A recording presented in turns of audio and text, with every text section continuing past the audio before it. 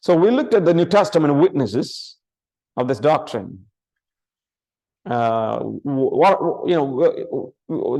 are the places where this the idea of Trinity comes? We looked at a good number of examples, and we also saw historical misconceptions about the triunity of God.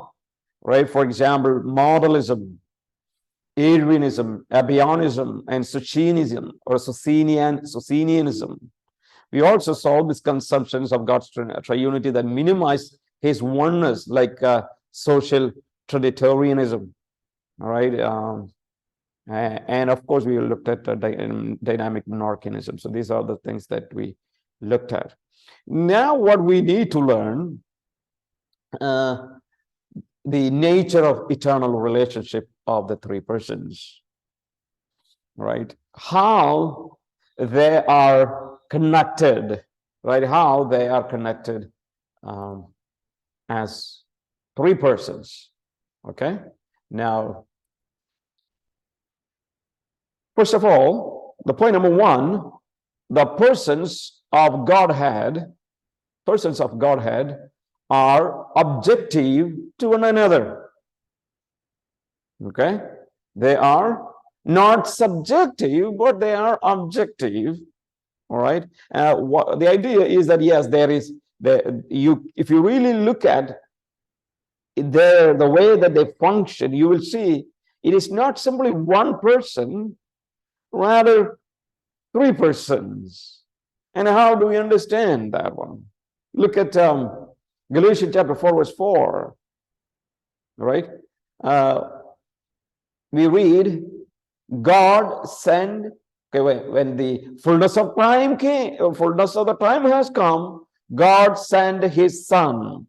Remember, God sending his son. Remember John 3:16, for God so loved the world that he gave his only son. So you will see Father sending his son, right? They are related. They are related. All right. They don't do things independently, everything.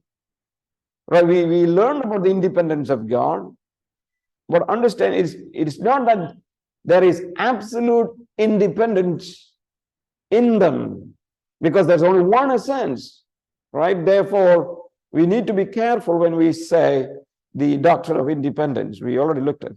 So look at the next one.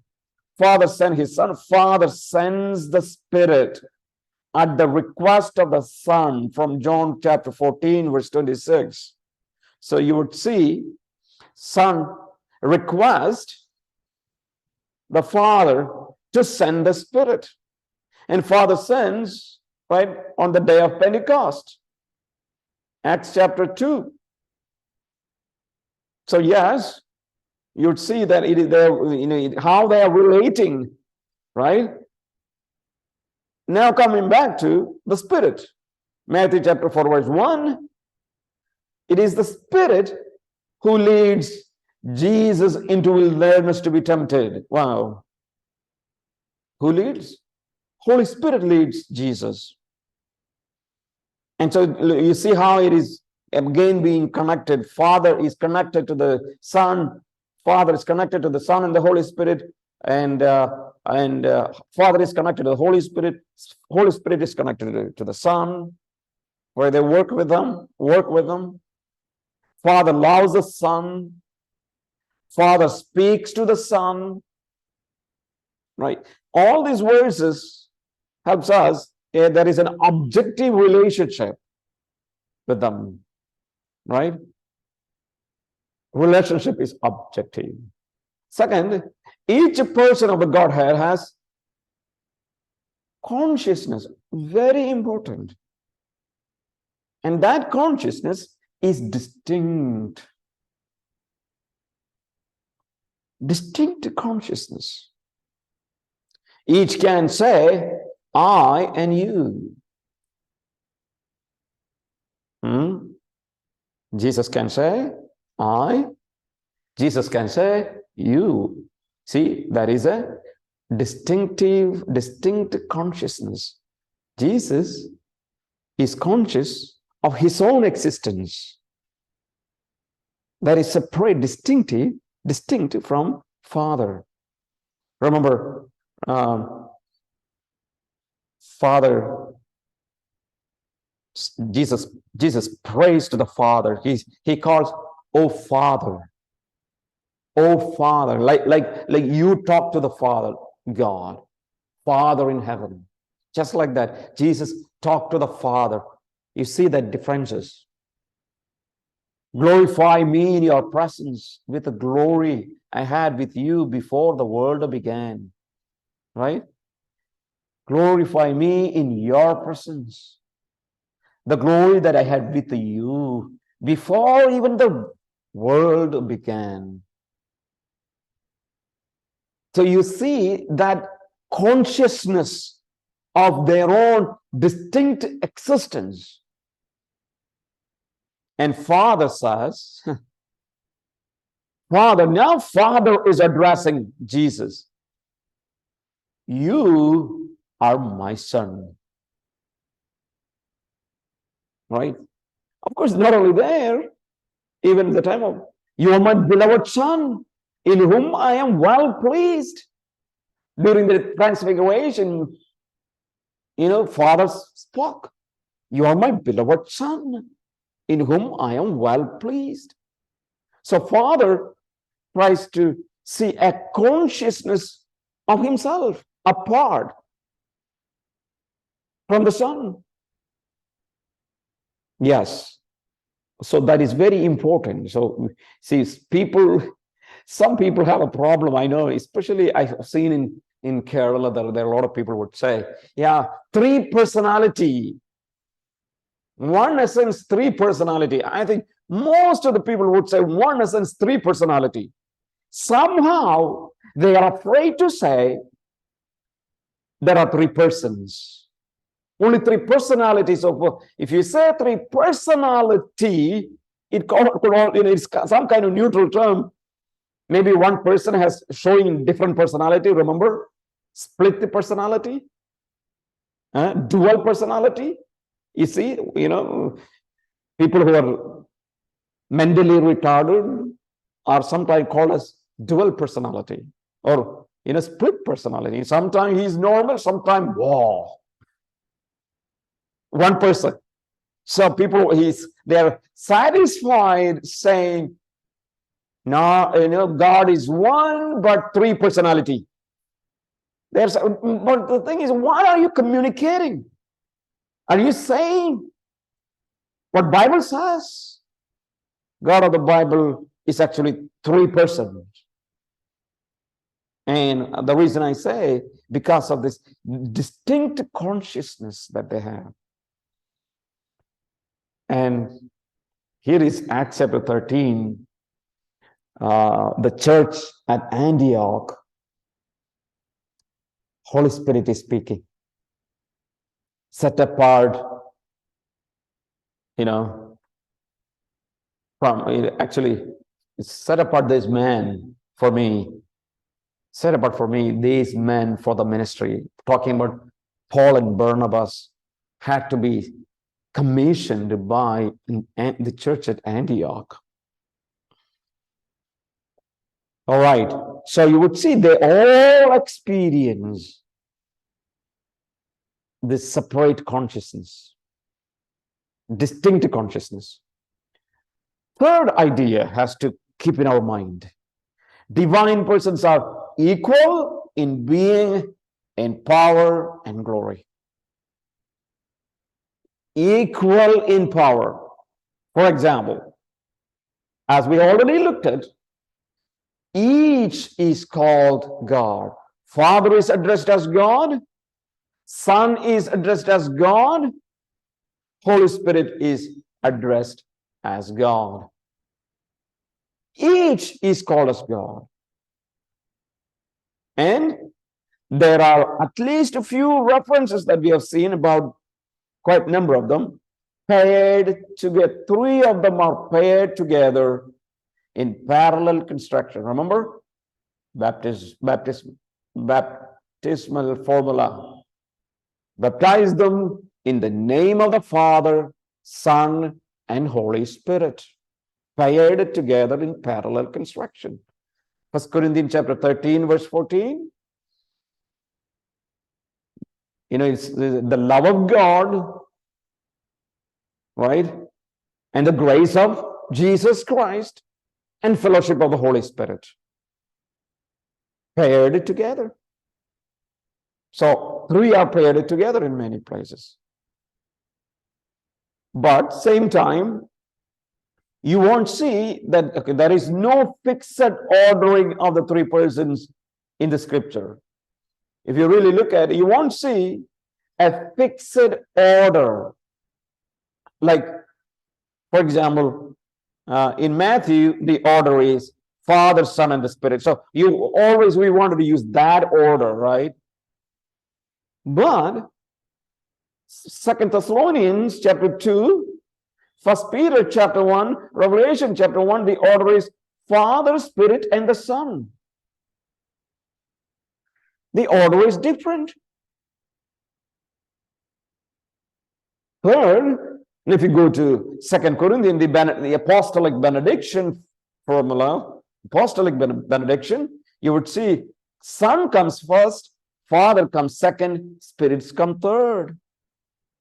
But when it comes to Jude, there's only one chapter, as I said, verse 20 and 21, the order is completely different. Spirit, Father, and Son. Okay, and when it comes to Ephesians, all right, there is a spelling mistake. It should be Son, right? Spirit, Son, and Father. Father comes at the last. So if anyone say, maybe we are tempted to speak always Father, Son, and the Holy Spirit, but that may not be the biblical, and may not be the way that all the verses would address. No, Bible never provides a fixed order. There is no fixed order in the Bible. And Father, Son receives prayer and praise equally. There are places you will read that Father, Son, and receives prayer and praise equally. John, Gospel of John, this is what we read. All must honor the Son just as they honor the Father. Because actually because one in a sense, there is actually no difference. All right. Now I wanted to say something here of sonship. This is the biggest problem for Muslims, right? They think that how can God have a son? Right? How can God have a son? Because God has no wives. God has no wife to have a son.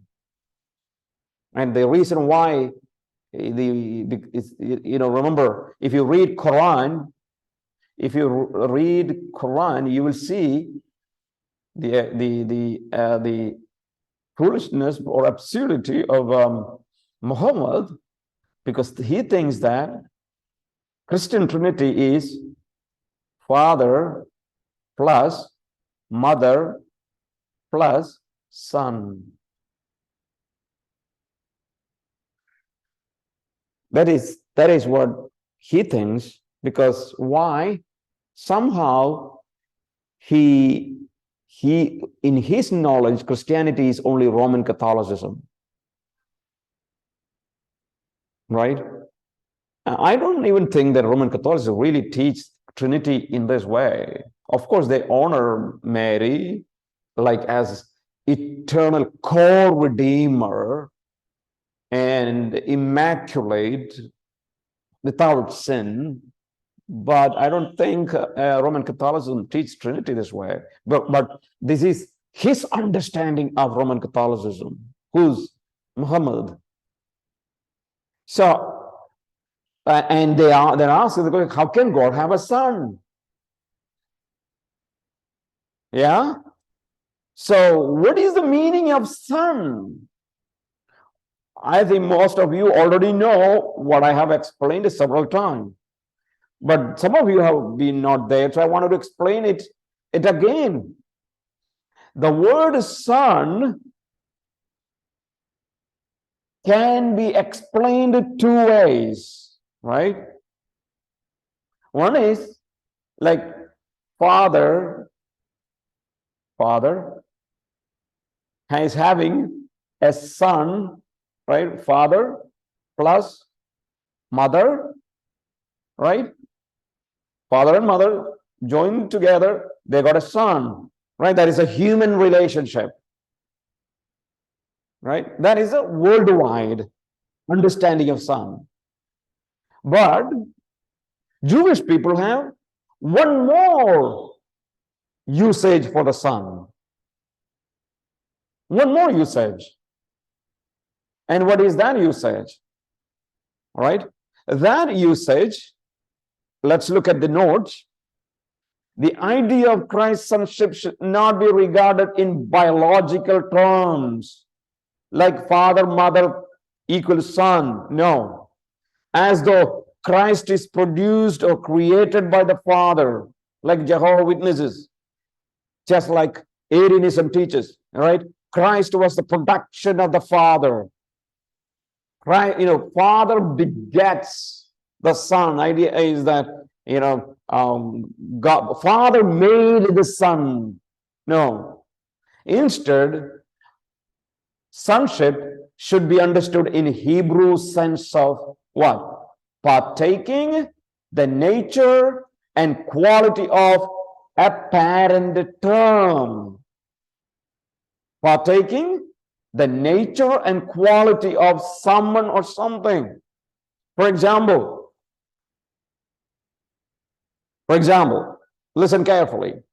For if you read Genesis chapter 5 verse 32, you will read Noah was 500 years old. Okay, what do you read? Noah was 500 years old. But in original Hebrew, in Hebrew, what is written? Noah was a son of 500 years. Son of 500 years. What does that mean? It simply means he was characterized by being 500 years old.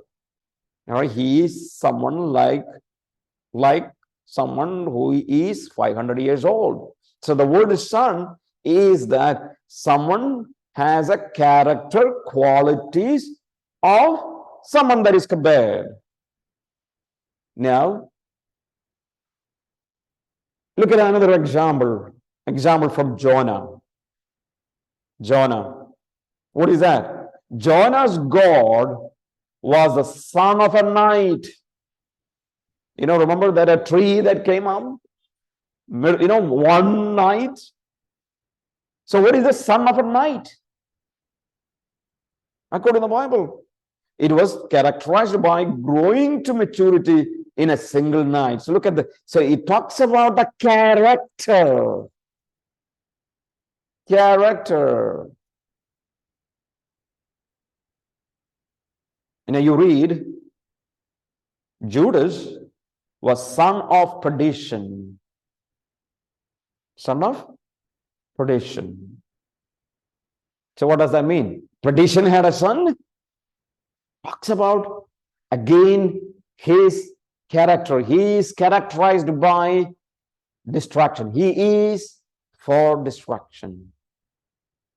Here is another example. Barnabas was a son of engagement.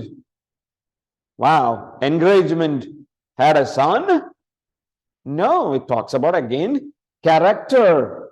Barnabas had a character of, character qualities of, like, one of the primary qualities that he was a man who was able to console others, comfort others, encourage others.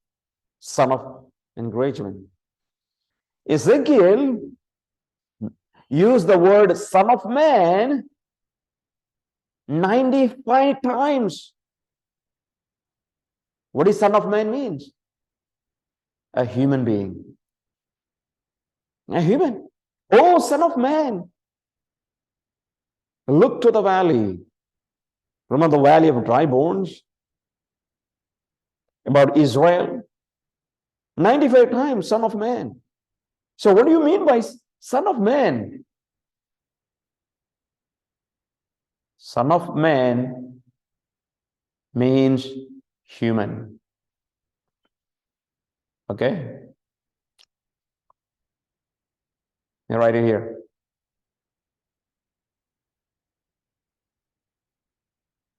Son of Man is equal to human. If that is the case, Son of God equals to what? God. So in the New Testament, when Bible says Jesus is the Son of God, it's simply a statement of him as God. All right? It's not like Father is making a son, like it's not a biological, this is not a biological term. You have to understand in a Hebrew sense, what does that word mean?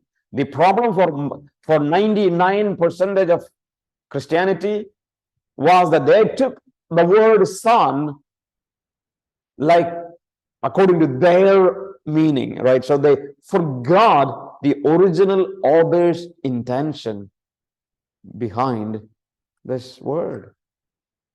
So don't think the word son means some kind of inferior. Don't think that way. Absolutely wrong. Absolutely wrong. Okay. The next one. Okay, so we said here, Father and Son receive prayer and praise equally. Now, our point is divine persons are equal in being power, power and glory. That's the third point we looked at. Let's look at fourth point.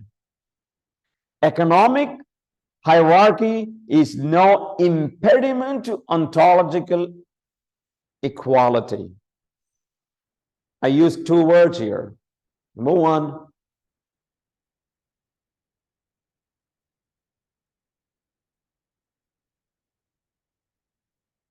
ontological. Second,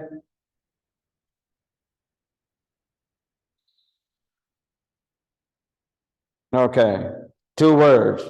Very important when we learn about Trinity. All right?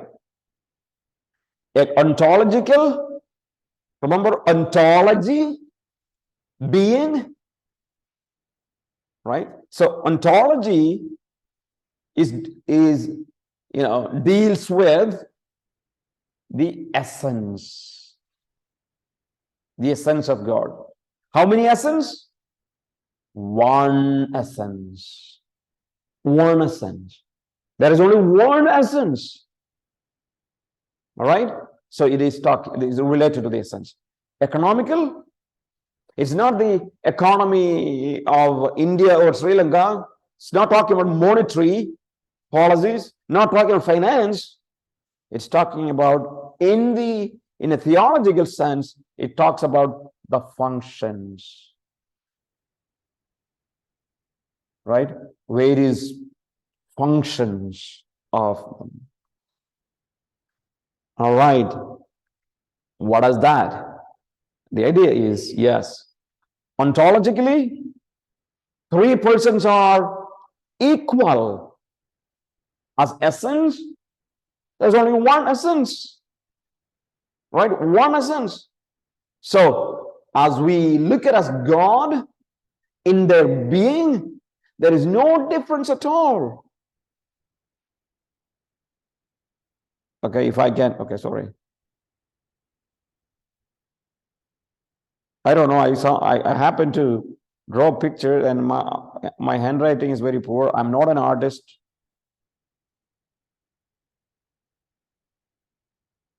All right. Okay, this is one is more maybe, okay. But at least just keep in our mind, three persons, But as an essence, you don't see any difference at all.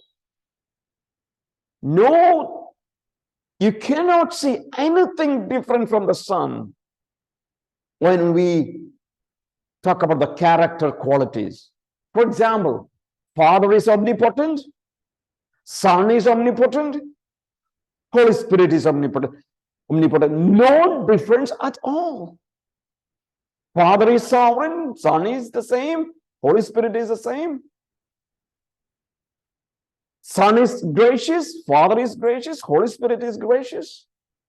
So when you look at the essence, the character qualities that makes them who they are, the divine, there are no difference at all. That is what we say, ontological Trinity. No difference at all. But when we say economical Trinity, right, we say, so then we draw the picture a little different.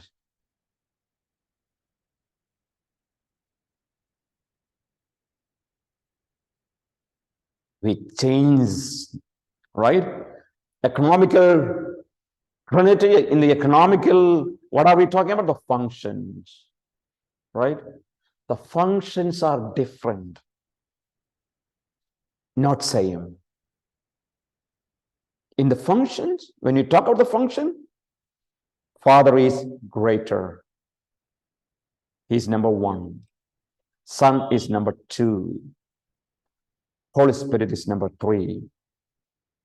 Father is greater than Son. Father and Son is greater than Holy Spirit.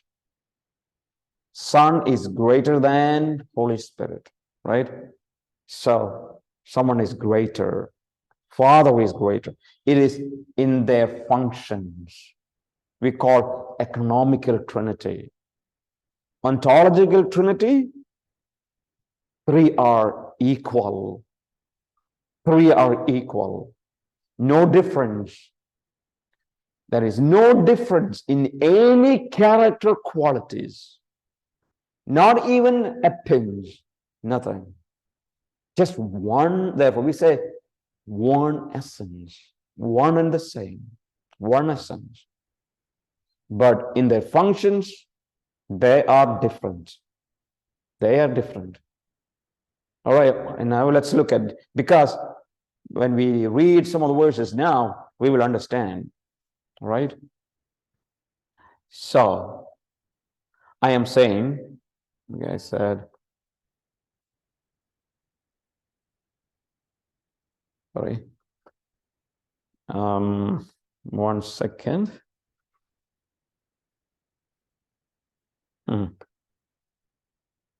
Okay.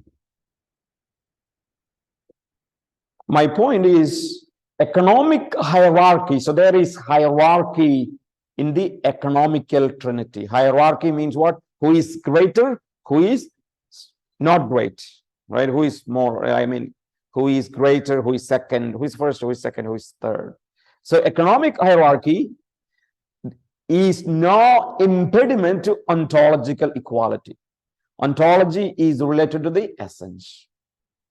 So what I say here, in the divine administration, that is in the economical Trinity, Father is first, Son is second, and the Spirit is third. For example, not the pattern of the Father as the origin and end, Son as the mediating vehicle, Spirit is as assisting agent. Right, assisting agent. Now look at this one. For example, now how, okay, Ephesians chapter 2 verse 18 and 22, through Christ we have both access to the Father by one Spirit. In him you two are being built together to become a dwelling in which God lives by his Spirit. Maybe you can write this way. Let me write again, right? So that you have some understanding of what I'm really talking here. Let me bring some better place here. Yes, you can say from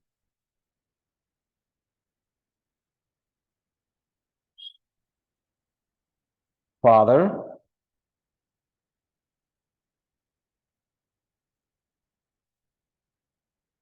through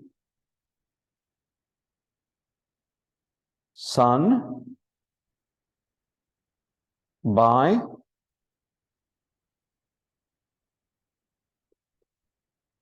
Spirit. All right. Some words will be by Spirit through Son to the Father. So you will see this kind of order, right? From the Father, okay, from the Father through Son by the Spirit, or by the Spirit through the Son to the Father. So that's sometime you see in the Bible verses.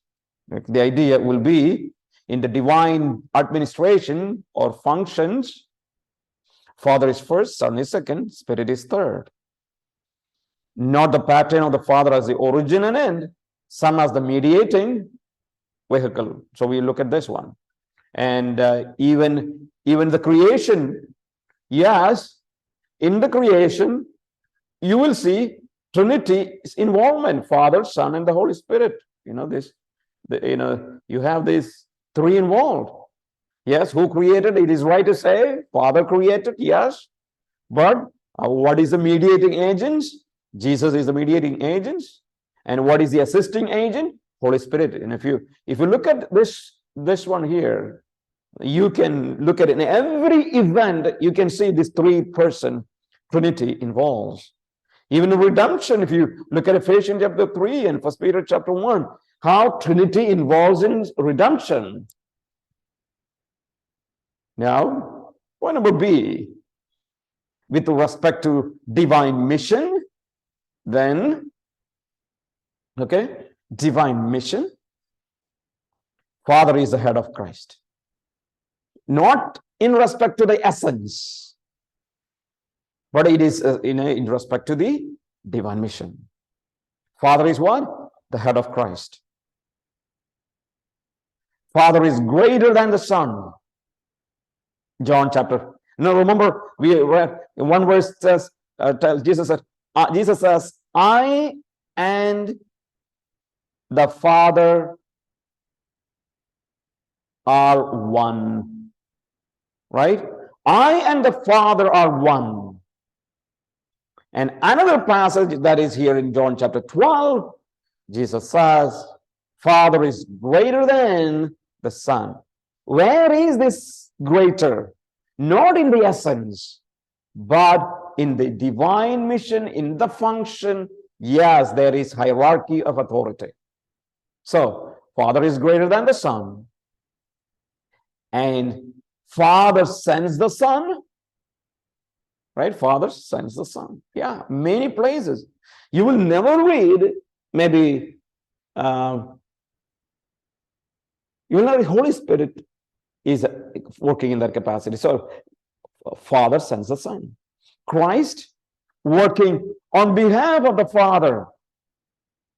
Right? 1 Corinthians chapter 15, where you will read, Christ will establish a kingdom, and then you read, he will deliver the kingdom up to the Father for eternity. Deliver the kingdom up to the Father for eternity. Now, again, Gospel of John chapter 14, you would read, Father and Son together send the Spirit. All right? Together send the Spirit. Therefore, you will read, so that the Spirit is interchangeably, sometimes you will read, the Spirit of God or the Spirit of Son in Romans chapter 8, verse 9. Why? Why Holy Spirit is called a Spirit of God? Why Holy Spirit is called a Spirit of Son? It is simply Father, Son, and together send the Spirit for the mission, for the ministry. Okay. Now, so we saw economic hierarchy is no impediment to ontological equality. Yes, there is a economic hierarchy. Father is greater in functions only, in the mission. Yes. Now we say that, okay, eternal, the interpersonal relationship is eternal. Now, is this Father, Son, Holy Spirit, this relationship, is it eternal? Is it eternal? I say, yes, it is eternal. Father was Father, existed as Father in eternity. Son existed as Son in eternity. Holy Spirit as eternity. And I probably remember the last day I talked about MacArthur, John MacArthur, right? Someone I highly appreciate, right? Great man of God, teacher of God's word. I had a problem with the sonship once. He had a view that yes, Jesus is eternal God, that is right, but he became son. I think he took a view that he became son only at the time of baptism. So became son at the time of baptism. That was the kind of view. And later, my understanding is that he corrected that view, right? That he corrected that view. Yes, I would say yes, this relationship, interpersonal relationship is eternal. Father eternally exists as Father, and there are several places you can read, right? No doubt. And Hebrews chapter 9 verse 14 says, Son also existed as Spirit, right? Eternal Spirit. All right. Third, Son also eternally exists as Son, right? As Son. Many texts may be mustered to establish the eternality of Christ. Many texts are there. For example, eternal. Isaiah chapter 9 verse 6, when Isaiah talks about the birth of Christ, we see he uses the word like an eternal Father. Probably yes, that is a verse about the Son. Maybe probably that is the one verse that talks about Son is addressed as Father also, right? That's maybe a one verse. Son is addressed as Father, yes. And Micah chapter 5 verse 2, his beginning, from eternal, from everlasting to everlasting. The idea is that someone who comes from Bethlehem is going to be the eternal one. And John chapter 8 verse 58, when Jesus talks about before Abraham was I am, right? I am that I am. The I am in Exodus, I am that I am, is actually the Son, right? That's what you learn. Okay, so Son existed eternally as a Son. Number two, Christ's sonship can clearly be traced to the beginning. John chapter 1, right? Okay, if you have Bible, please, can you please open? Can you please open to the Gospel of John chapter 1?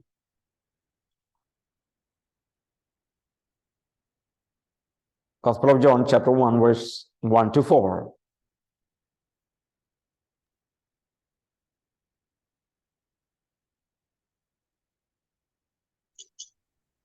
Yeah, if you can, please help me in reading that one. In the beginning was the Word, and the Word was with God, and the Word was God. He was with God in the In the beginning. beginning was Okay, the Word. okay. Well, yes, here someone is reading. So, Jennifer, go ahead, and Jennifer, you read. Verse 2. Hmm. He was with God in the beginning. Through him all things were made. Without him nothing was made that has been made. In him was life, and that life was the light of all mankind. Okay, so you see the words here. In the beginning was the Word, and the Word was with God, and Word was God. Right? You will read, he was in the beginning with God, and then you will read that he's the creator, right? He was the origin, he's the source of life, and then as you read down Gospel of John, then you will see the word Son actually there, right? Son of God. Of course, if you read Gospel of John in its entirety, you know what you're going to read? John is trying to prove that Jesus is the Son of God, right? Son of God. Now, let's also look at one more verse here. That is Colossians chapter 1, verse 16. Right? Colossians chapter 1, verse 16. Okay, let's read that also.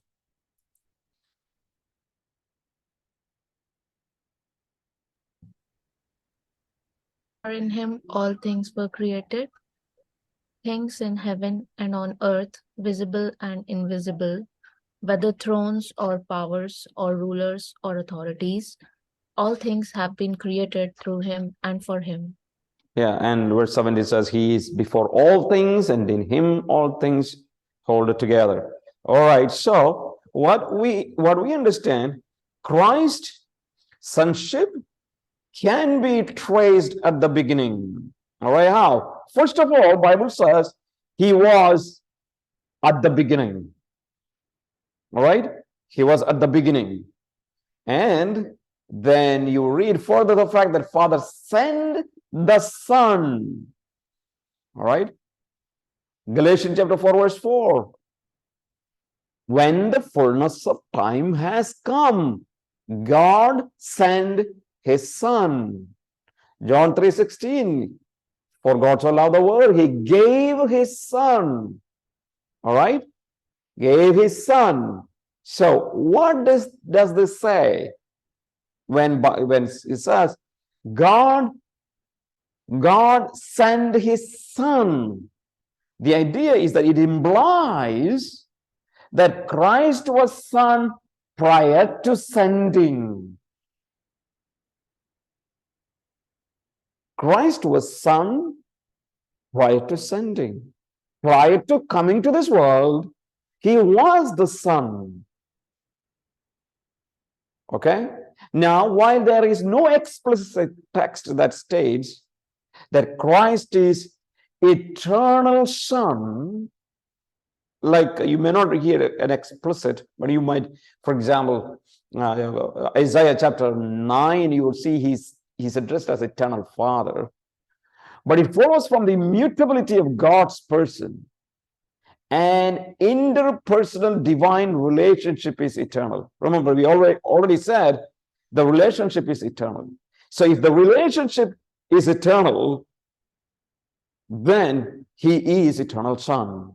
For the since spirithood of the third person of the Godhead is explicitly declared to be eternal, it follows that economically, prior to relationship of the Father and Son would also have to be eternal. So what is the point? The point is the relationship of the in the Trinity.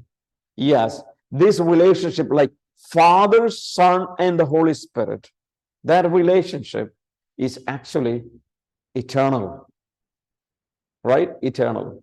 There was, Father was Father, Son was the Son, Holy Spirit was Holy Spirit, and that that identity was always kept. It was not something that began after the creation, or it was not something that began after the coming of Jesus. No, it began eternally. That is what I just wanted to say. All right. Now, so we simply discussed about triunity, but now there is an excursus which is going to be completely different from the normal understanding of the people, right? Which is known as eternal generation of the Son and spiration of the Holy Spirit. Right? I actually, when I studied at the seminary, I wrote a research essay on this topic. So that means I have dealt with most of these verses in detail. So if you look into the church history, you will read, if you read the Nicene Creed, some of your churches might have this Nicene Creed, right? That the creed will say Jesus proceeded from the Father and Holy Spirit proceeded from the Father and the Son eternally, right? So I'm going to take a position here which is not a common one in the church history, right? Try to say what is meant by this eternal generation or spiration of the Holy Spirit. So I want to take some time and explain this one. So if you wanted to read the notes, go ahead and read the notes, and you will have some idea. And I will explain this one in the next class. All right, in the next class. So I'm taking a position here that is actually opposite to the traditional explanation of the procession. You know the procession? Proceeded from whom? What? What does it mean? All right. So we will discuss that one in the next class. A very important topic, but which is not very common. All right, because so what I'm going to say, now I have a problem with the word begotten. Right? I have a problem with the word begotten. Now I will explain you, which is why. For example, you will read in many verses. For example, Gospel of John, chapter 3, verse 16, you read, God so loved the world that he gave his only begotten Son. So, does Bible really say begotten, beget? Beget? You know the word beget? Beget. Producing a son, right? Abraham begets Isaac. Remember? So like Father begets Jesus. So I have a problem with that word, which is not a normal one, right? Which is not a predominant view, right? A minority view. I will explain that as we progress in our systematic theology tomorrow. So I will keep it for tomorrow so that we can really explain. And maybe sometime I will provide you, I don't know whether I have given you already, an article that I have written on this. Actually, that article was against one of the professors whom I admire much, much more. So anyway, we will discuss this one in the next class. Any questions?